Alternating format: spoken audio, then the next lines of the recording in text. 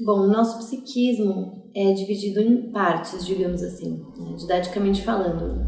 Em psicanálise, nós utilizamos a palavra aparelho para nos referir a uma organização psíquica dividida em sistemas, em instâncias psíquicas, e que possuem funções específicas que são interligadas entre si, ocupando um certo espaço na mente. Quando a gente diz espaço, não é espaço físico, é um espaço abstrato.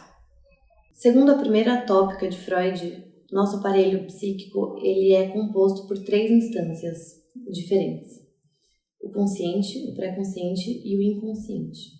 Sendo que o consciente é apenas uma pequena parte da mente e inclui tudo aquilo de que nós estamos cientes num determinado momento.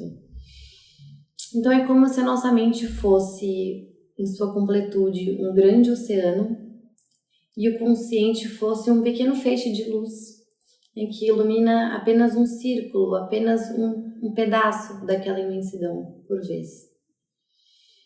O pré-consciente é entendido como sendo articulado com o consciente e funciona como uma espécie de barreira que seleciona aquilo que pode ou não pode chegar até o consciente. É como se ele fosse o limite dessa faixa de luz, né? O limite que separa a porção que está sendo iluminada do resto do oceano. E ainda que ele seja articulado como o consciente, o pré-consciente seria uma parte do inconsciente.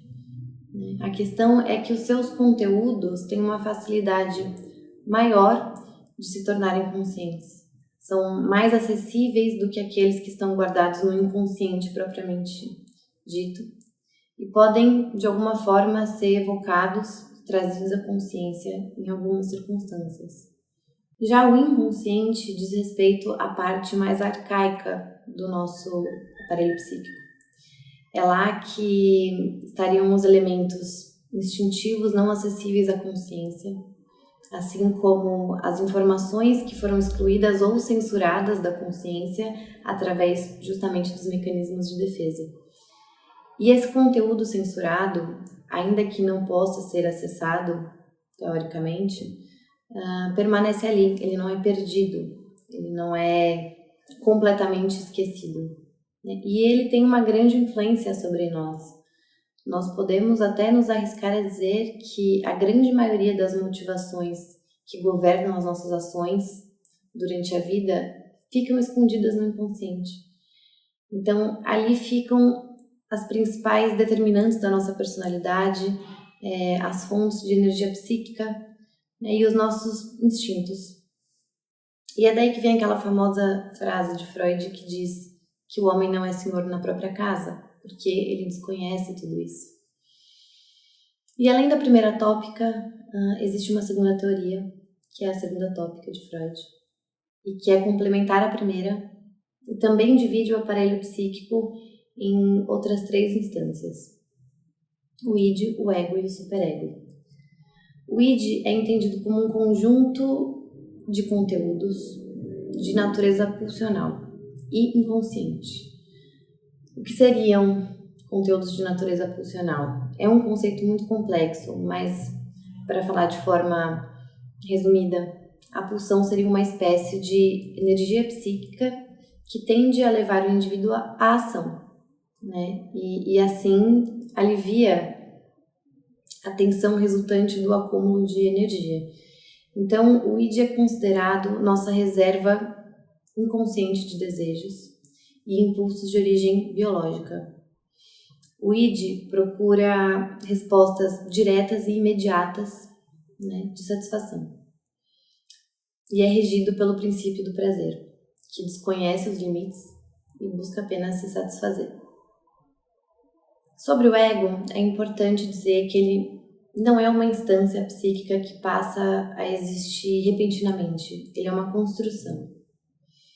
E a atividade do ego, ela é em partes consciente, no que diz respeito à nossa percepção e os nossos processos intelectuais, mas é também em partes pré-consciente e inconsciente também. O ego não é equivalente ao consciente, ele não se superpõe ao consciente e não pode ser confundido com ele. O ego tem raízes no inconsciente. Diferentemente do id, ele é regido pelo princípio da realidade, que é o fator que diz respeito à nossa adaptação ao ambiente, né? E diz respeito às soluções dos conflitos entre o organismo e a realidade, né? Que invariavelmente nos coloca limites.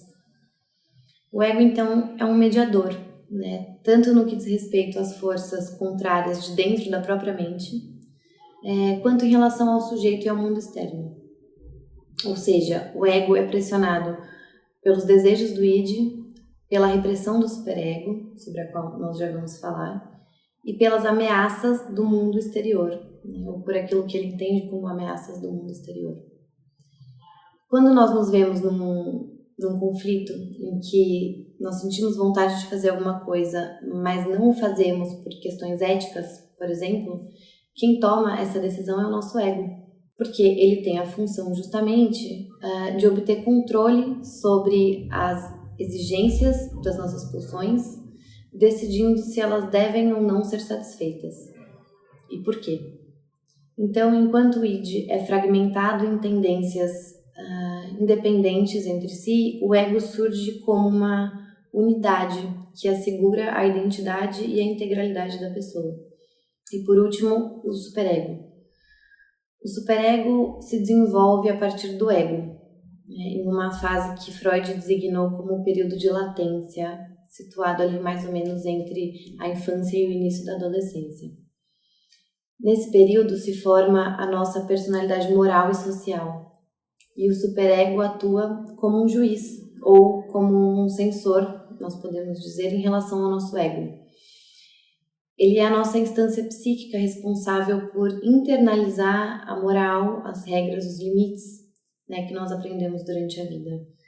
Quando nós somos crianças, ainda sem um superego formado, quem faz esse papel são os nossos pais, os nossos professores, nossas figuras cuidadoras, né, que nos guiam em relação àquilo que é permitido ou não, aquilo que é certo ou não. A forma com que tudo isso nos é ensinado durante a infância influencia muito na formação do nosso superego, né, que se dá finalmente quando nós internalizamos todas essas questões e não dependemos mais tanto assim da autorização ou não de um adulto para sabermos se algo é correto ou não. Nós passamos a ter essa consciência por nós mesmos.